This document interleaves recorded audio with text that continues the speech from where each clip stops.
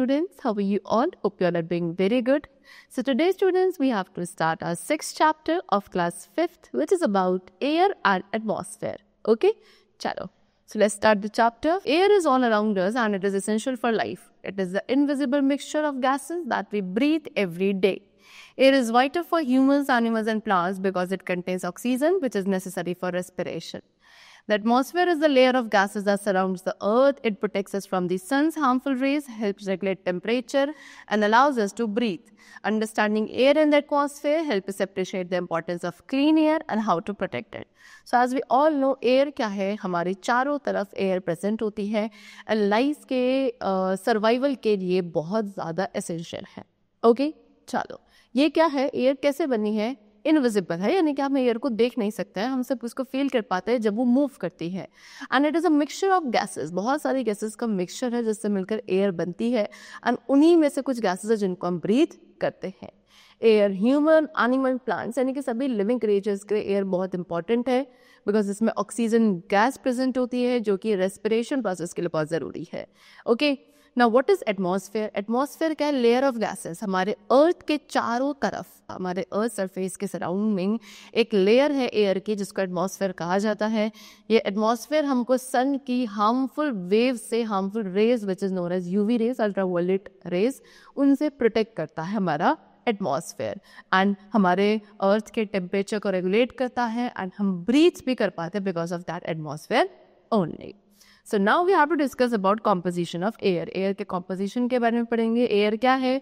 Air gases का mixture है, बहुत सारे gases का, जिसमें primarily यानी कि most abundant gas है nitrogen, which is around 78%. Okay, next is oxygen जो कि 21% present है, second most abundant gas, and with small amount the other gases. So 78% nitrogen, 21% oxygen, and बाकी 1% में वो और जितनी भी gases है उसका छोटा छोटा amount present है जिसमें आपकी carbon dioxide, argon, water vapour जैसे gases included होती हैं. So यही मिक्सचर जो है वो हमारे अर्थ पे लाइफ के लिए बहुत ज़रूरी है. ऑक्सीजन को animals and human beings use करते हैं for the breathing process and plants carbon dioxide का गैस का यूज़ करते हैं फोटोसिंथेसिस के लिए. Air has no colour. अब एयर का ना तो कोई कलर है, ना टेस्ट, ना ही स्मेल होती है, जिसकी वजह से ये इनविजिबल है हमारे लिए. लेकिन हम उसको फील कर सकते हैं जब एयर क्या करती है, मूव करती है. And moving air is called wind. So basically जब विंड ब्लो होती है then only we are going to experience the existence of air around us. Clean air is crucial for health. साफ जो एयर है वो हमारे लिए बहुत इंपॉर्टेंट है क्योंकि पोल्यूटेड एयर से बहुत सारी रेस्पिरेटरी प्रॉब्लम्स हो सकती हैं एंड हमारे एनवायरनमेंट को भी हार्मफुली इफेक्ट होता है. Next is layers of the atmosphere. अब एटमॉस्फेयर की लेयर्स के बारे में डिस्कस करें तो हमारा एटमॉस्फेयर सेवरल लेयर्स में डिवाइड है एंड हर एक लेयर के अपने खुद के कैरेक्टरिस्टिक्स है. Number 1 is troposphere. सो सबसे लोवेस्ट लेयर जहाँ पे हम लोग रहते हैं एंड वेदर चेंजेस आते हैं, that is known as troposphere. Okay, ये 12 किलोमीटर तक एक्सटेंडेड है, that is around 7.5 miles. Next is stratosphere. So above the troposphere, troposphere के ऊपर अब ये लेयर होती है जिसको आप स्ट्रेटोस्फेयर कहते हो. एंड स्ट्रेटोस्फेयर में ही हमारी प्रोटेक्टिव लेयर है which is known as ozone layer. Ozone क्या करती है, सन की हार्मफुल अल्ट्रावायलेट रेज से हमको प्रोटेक्ट करती है, उसको अर्थ एटमॉस्फेयर में एंटर होने से रोकती है. इसका जो एक्सटेंशन है वो अराउंड 50 किलोमीटर्स तक है which is around 31. Next we come to mesosphere. Mesosphere layer आपकी 50 टू 85 किलोमीटर्स तक एक्सटेंड होती है, that is 31 to 53 miles earth से above. It is where meteors burn up upon entering the atmosphere. ये वो layer है जहाँ पे मीटियोर्स जैसे हमारे एटमॉस्फेयर में एंटर होते हैं यहाँ आने के बाद बर्न हो जाते हैं. Next is thermosphere. इस लेयर का एक्सटेंशन है 85 टू 600 किलोमीटर्स तक which is 53 to 373 miles above earth. इसमें आइनोस्फेयर होता है जो कि रेडियो वेव्स को क्या करता है, रिफ्लेक्ट करता है back to the earth. Next is exosphere. ये सबसे आउटर मोस्ट लेयर होती है हमारे अर्थ की जो फ्रॉम 600 किलोमीटर से एक्सटेंड करती है यानी कि 373 माइल्स से अबाउट 10,000 किलोमीटर्स तक विच इज 6200 माइल्स. एंड फिर इसके ऊपर ही ग्रेजुअली धीरे धीरे हमारा स्पेस जो है वो मर्ज होने लगता है. So basically we have discuss about the 5 different layers because of which our earth is made up of. Next is importance of clean air. अब क्लीन एयर की क्या इंपॉर्टेंस है? सो क्लीन एयर हमारी हेल्थ एंड एनवायरनमेंट के लिए बहुत essential है. Breathing clean air, अगर हम क्लीन एयर को ब्रीथ करते हैं तो इससे बहुत सारी रेस्पिरेटरी प्रॉब्लम्स दूर रहती, प्रिवेंटेड रहती हैं. अगर हम polluted air को breathe करेंगे so we will be prone to many diseases, but breathing clean air helps prevent respiratory problems like asthma and allergies. Plants also need clean air. Plants को भी clean air की requirement होती है photosynthesis process के लिए, जिसमें वो हमारे लिए ऑक्सीजन भी प्रोड्यूस करते हैं which we breathe. Next, clean air supports healthy ecosystem. Clean air के थ्रू हेल्दी इकोसिस्टम बना रहता है. एनिमल्स एंड बर्ड्स सभी क्लीन एयर पर रिलाई करते हैं सर्वाइवल के लिए. पॉल्यूटेड एयर वाइल्ड लाइफ को डैमेज करती है, प्लांट्स को डैमेज करती है और हमारे नेचुरल प्रोसेस को भी डिस्टर्ब करती है. इसीलिए क्लीन एयर को इंश्योर करना हमारे नेचर के बैलेंस को मेंटेन करने के लिए एंड बायोडाइवर्सिटी को सपोर्ट करने के लिए very important. Next we come to role of atmosphere. अब एटमॉस्फेयर का क्या रोल है? सो एटमॉस्फेयर जो है बहुत क्रूशियल रोल प्ले करता है जिसकी वजह से अर्थ पर लाइफ पॉसिबल है, सस्टेनेबल है. So number 1 is protective role. सबसे पहला जो हमारे एटमॉस्फेयर का रोल है वो प्रोटेक्टिव रोल है, यानी कि ये हमारे अर्थ को शील्ड करता है मेटियोर से. अभी हमने डिस्कस किया था अर्थ की एक लेयर होती है, ठीक है. सो एटमॉस्फेयर की, सो एटमॉस्फेयर क्या एक प्रोटेक्टिव शील्ड की तरह वर्क करता है अर्थ के लिए, बिकॉज जब मीटियोर्स हमारे अर्थ में एंटर करना चाहते हैं वो एटमॉस्फेयर की ही एक लेयर में आते ही क्या हो जाता है, बर्स्ट हो जाता है, जिसकी वजह से वो अंदर नहीं आ पाते हैं. Okay, so atmosphere serves as a protective shield for earth by preventing meteors from reaching the surface. So जैसे मीटियोर्स हमारे एटमॉस्फेयर में एंटर करते हैं वो हमारी एयर मॉलिक्यूल्स के साथ कोलाइड होते हैं, जिसकी वजह से फ्रिक्शन क्रिएट होता है और फ्रिक्शन क्रिएट होने की वजह से वो मीटियोर्स हीट अप होते हैं and then they finally burn. Next is blocking harmful solar radiation. दूसरा क्या रोल है इनका कि ये जो सन की हार्मफुल यूवी रेडिएशंस हैं, सोलर रेडिएशंस हैं, उनको ब्लॉक करते हैं from entering into the earth atmosphere. So atmosphere बहुत क्रूशियल रोल प्ले करता है हार्मफुल सोलर रेडिएशंस को ब्लॉक करने में, which is ozone layer. I told you ozone layer जो कि स्ट्रेटोस्फेयर में प्रेजेंट है, ये ज़्यादातर जितनी भी सन की डेंजरस अल्ट्रा वायलेट रेज है इनको एब्जॉर्ब कर लेती है ओजोन लेयर. एंड ये प्रोटेक्शन बहुत इंपॉर्टेंट है बिकॉज अगर एक्सेसिव यूवी रेडिएशंस हमारे अर्थ एटमॉस्फेयर में एंटर करेंगे सो उससे स्किन कैंसर, कैटरेक्ट जैसी प्रॉब्लम्स हो सकती हैं एंड प्लांट्स एंड एनिमल्स को भी काफ़ी हार्म होता है. Next is regulating temperature. दूसरा क्या है, टेम्परेचर को कैसे रेगुलेट करता है हमारा atmosphere. Number 1 is green house effect. So green house effect क्या है, एक नेचुरल प्रोसेस है जो हमारे अर्थ के टेम्परेचर को रेगुलेट करता है. कैसे? सो जैसे ही सनलाइट हमारे अर्थ में आती है ये हमारे सरफेस को वार्म कर देता है, जिससे जो हीट है वो वापस एटमॉस्फेयर में रेडिएट बैक हो जाती है.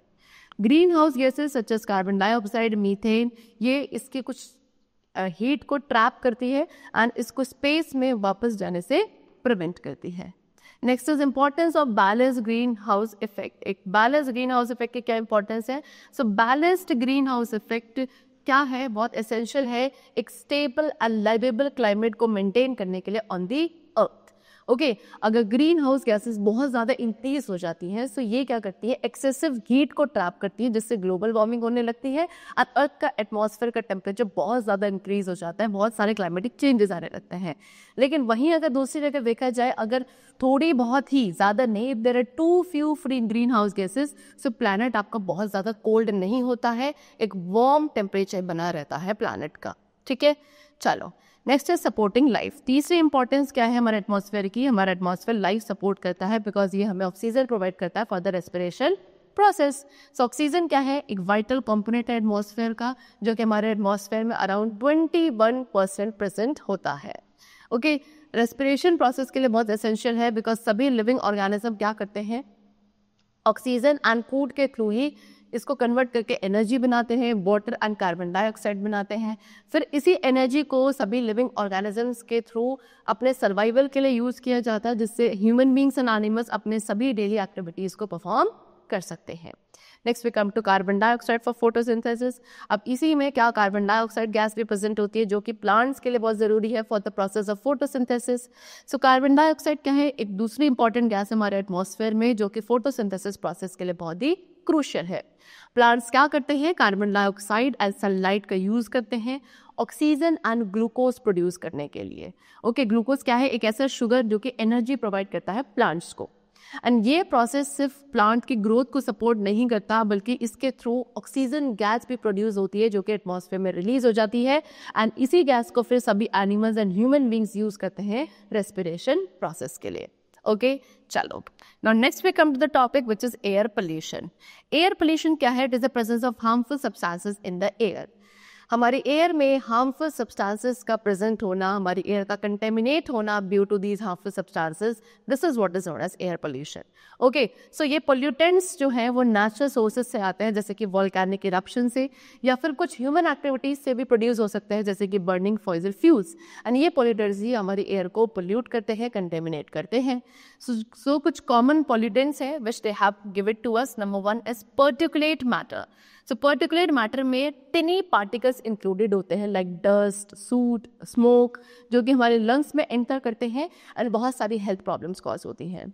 Next is carbon monoxide. ये क्या है? एक कलरलेस, ओडोरलेस गैस है जो कि फॉसिल फ्यूल्स को बर्न करने से प्रोड्यूस होती है, एंड ये बहुत ज़्यादा हार्मफुल होती है अगर हम इसको बहुत ज़्यादा अमाउंट में क्या करते हैं, इनहेल कर लेते हैं. Next is sulphur dioxide. ये कोल एंड ऑयल्स को बर्न करने से प्रोड्यूस होता है. इससे रेस्पिरेटरी प्रॉब्लम्स होती हैं एंड एसिड रेन में भी कॉन्ट्रीब्यूशन होता है. Next is nitrogen oxide. ये व्हीकल्स एंड इंडस्ट्रियल प्रोसेसेस से एमिट होती हैं, जो कि स्मॉग एंड एसिड रेन में कॉन्ट्रीब्यूट करता है. Next is ozone. ओजोन आपका स्ट्रेटोस्फेयर में प्रेजेंट है. We have discuss its importance also. So stratosphere में तो ओजोन हमारी लाइफ को सपोर्ट करता है, प्रोटेक्ट करता है हमें यूवी रेस से, लेकिन ग्राउंड लेवल पे ओजोन क्या है, बहुत सारी रेस्पिरेटरी प्रॉब्लम्स कॉज कर सकता है, and even it harms the plants also. Okay, so these were some major pollutants. Next we come to how to keep air clean. अब air को clean कैसे रखा जाए? So there are several ways we can help keep the air clean. बहुत सारे ऐसे तरीके जिससे हम अपनी एयर को क्लीन रख सकते हैं. Number 1 is use public transport. तो सबसे पहले हमें क्या, जो नंबर ऑफ व्हीकल्स रन कर रहे हैं हर एक इंडिविजुअल पर्सन के थ्रू, वो हमें रिड्यूस करना है. We can use public transport. So हर एक इंडिविजुअल पर्सन के पास अपना खुद का एक व्हीकल हो, ये इंपॉर्टेंट नहीं है. हम पब्लिक व्हीकल्स का यूज कर सकते हैं, जिससे कि नंबर ऑफ व्हीकल्स जो है वो रिड्यूस हो एंड पोल्यूशन कम जनरेट हो. ठीक है, so reduce the number of vehicles on the road by using public transportation like biking और walking. Next is conserve energy.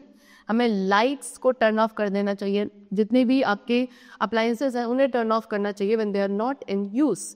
Energy efficient products का use करना चाहिए पोल्यूशन को रिड्यूस करने के लिए फ्रॉम द पावर plants.